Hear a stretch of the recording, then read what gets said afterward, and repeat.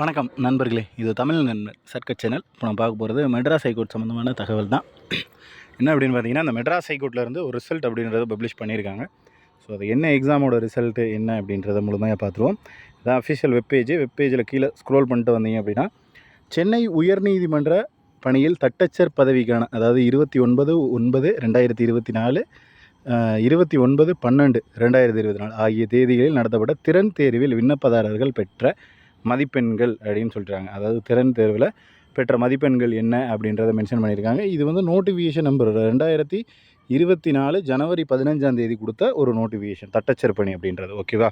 அடுத்து வந்து பார்த்திங்கன்னா, சென்னை உயர்நீதிமன்ற தேர்வில் தட்டச்சர், தொலைபேசி ஆப்ரேட்டர், காசாளர், ஜெராக்ஸ் ஆப்ரேட்டர் பதவிகளுக்கான நேரடி வாய்ஸ் தேர்வு செய்யப்பட்ட விண்ணப்பதாரர்கள் அப்படின்னு சொல்லிட்டு கொடுத்துருக்காங்க. அதுவும் டேட்டு, நோட்டிஃபிகேஷன் நம்பர்.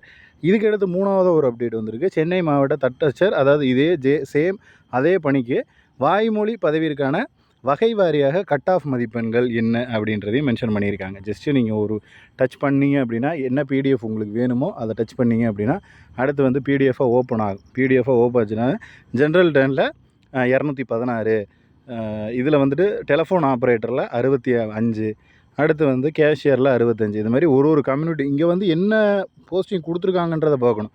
ஜென்ரல் டர்னில் வருதா, பிசியில் வருதா, எம்பிசி டிசியில் வருதா, எஸ்டியில் வருதா, எஸ்சியில் வருதா அப்படின்றது எல்லாத்தையுமே பார்க்கணும். ஸோ எல்லாத்துக்குமே சேர்த்து கட் ஆஃப் மார்க் அப்படின்றது இதிலேயே மென்ஷன் பண்ணி கொடுத்துருக்காங்க. ஸோ உங்களுடைய கட் ஆஃப் உங்களுடைய மார்க்கு அப்படின்றது வருதா என்ன அப்படின்றத செக் பண்ணிக்கிங்க. ஸோ ஒரு தனித்தனி பிடிஎஃபாக கொடுத்துருக்காங்க.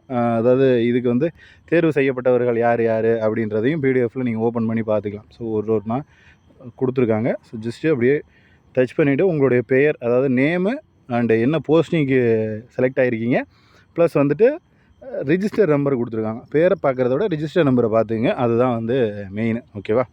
ஸோ இது எல்லாத்தையும் பார்த்துங்க. உங்களுடைய பெயர் இருக்கா அப்படின்றதையும் கமெண்ட் பண்ணுங்கள். நெக்ஸ்ட் அடுத்த வீடியோவில் பார்க்கலாம். தேங்க்யூ.